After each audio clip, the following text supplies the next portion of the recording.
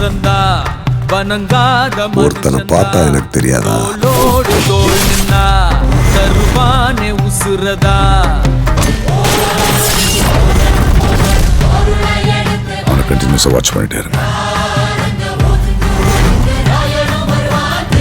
ராயா போய் என்ன சொன்ன? தப்புன்னு கேஸை வாபஸ் வாங்கிட்டான். கெஞ்சி கேட்டேன் சார்.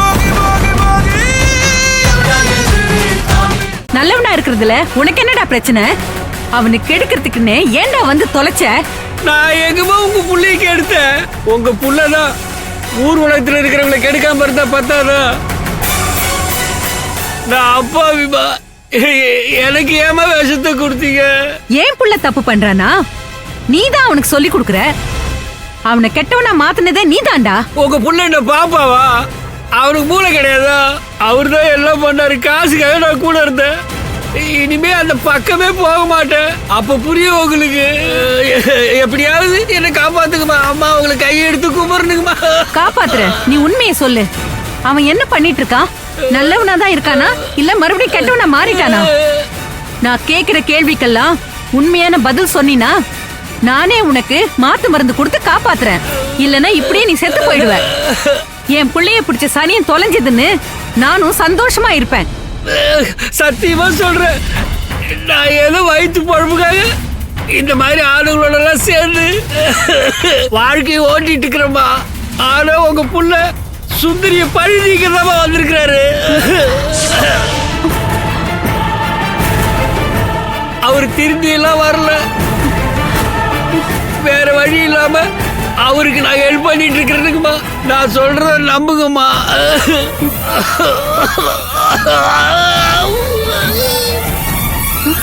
என்ன சொல்ற? ஆமாங்கம்மா, சுந்தரிய வாழவே விட மாட்டேன்.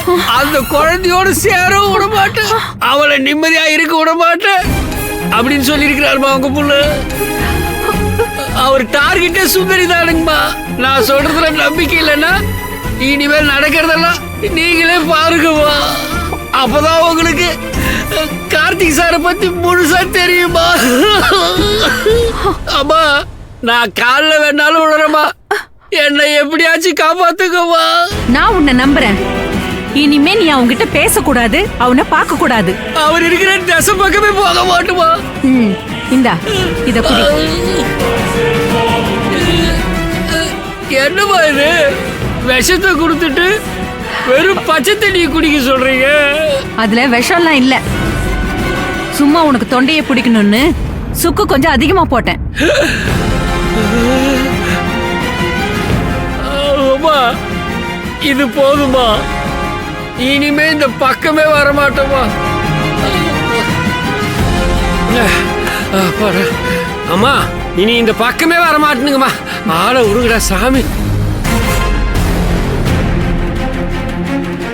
அப்ப கார்த்திக் சுந்தரிய பழிவாங்க தான் வந்திருக்கானா? திருந்திட்டேன்னு சொன்னதெல்லாம் நடிப்பா? ஏன் இவன் இப்படி பண்றான்?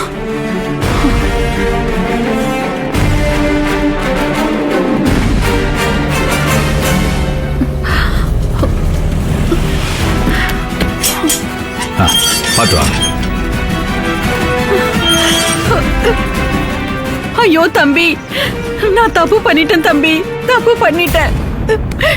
எல்லாத்தையும் நானே கெடுத்துட்டேன். என்னாச்சு?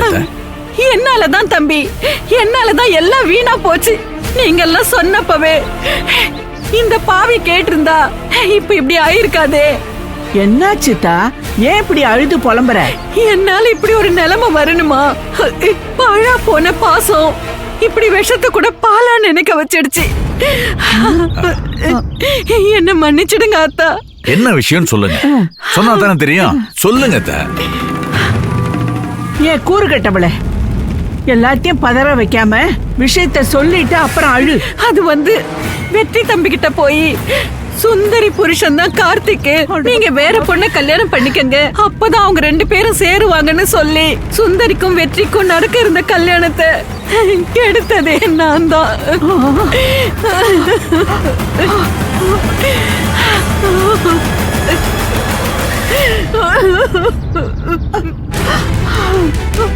என்னத்த சொல்றீங்க? நீங்களே அப்படி பண்ணீங்க?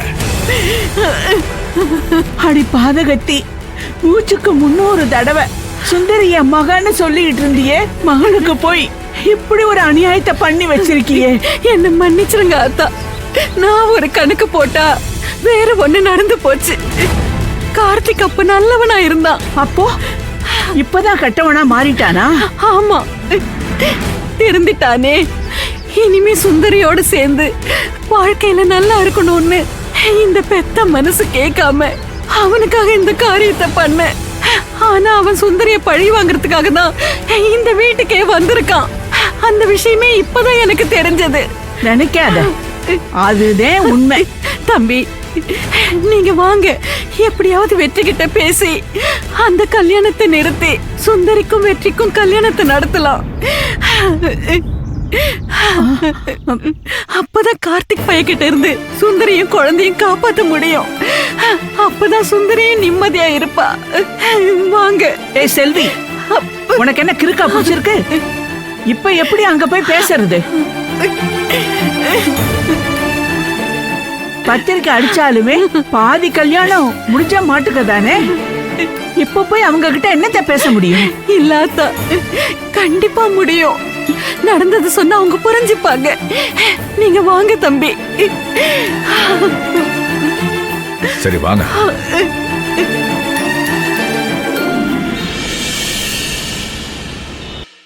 ஏன்பா வெற்றி, அம்மா உன் திருச்சி சித்திக்கு பத்திரிக்கை அனுப்பிச்சிட்டியாப்பா? அனுப்பிட்டேம்மா. அப்புறம் மெட்ராஸ்ல இருக்கிற மாமாவுக்கு அனுப்பிடு. ஆ, ஒருத்தர் விடாம எல்லார் பேரையும் நோட் பண்ணி வச்சுட்டேன். ம், நான் லிஸ்ட் தரேன், யாராவது மிஸ் ஆயிருக்காங்களான்னு நீங்க பார்த்து சொல்லுங்க. சரிப்பா. அப்புறம் நகையெல்லாம் பேங்க்ல இருக்குப்பா, அதையும் எடுத்துட்டு வந்துரு. ம், சரிம்மா. மண்டபத்துக்கும் கேட்டரிங்க்கும் சொல்லிட்டேன். அவங்க மெனு லிஸ்ட் அனுப்பிடுவாங்க, நீங்க செலக்ட் பண்ணிடுங்கம்மா. சரிப்பா. அப்புறமா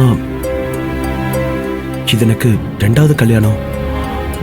ரொம்ப கிராண்டா பண்றோமான்னு எனக்கு சங்கடமா இருக்குமா. உனக்கு வேணா இது செகண்ட் மேரேஜா இருக்கலாம், ஆனா உஷாவுக்கு இதானப்பா முதல் கல்யாணம்.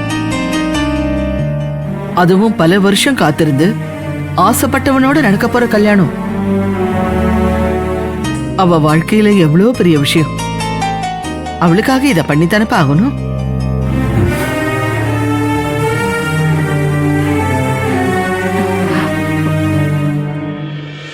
வெற்றி தம்பி, இவங்க எதுக்கு இங்க வந்திருக்காங்க? வாங்க வாங்கம்மா. வாங்க தம்பி. சொல்லுங்கம்மா. நான் தப்பு பண்ணிட்டேன் தம்பி, என்ன மன்னிச்சிடுங்க. என்னம்மா இது, நீங்க போய் எதுக்கு என்கிட்ட? நீங்க எதுக்கு மன்னிப்பு கேக்குறீங்க? என்ன நடந்துச்சு? இல்லைங்க, நான் அன்னைக்கு அப்படி பேசியிருக்க கூடாது. நான் பெத்த புள்ள நல்லா இருக்கணும்னு உங்ககிட்ட அப்படி சொல்லிட்டேன். ஆனா அவன் இன்னும் கெட்டவனாதான் இருக்கான்.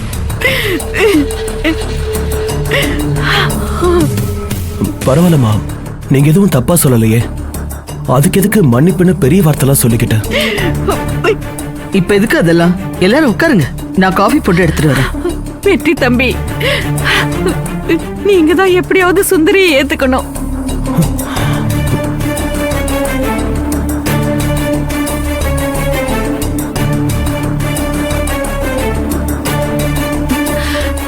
அன்னைக்கு நான் அமைதியா இருந்திருந்தேன்.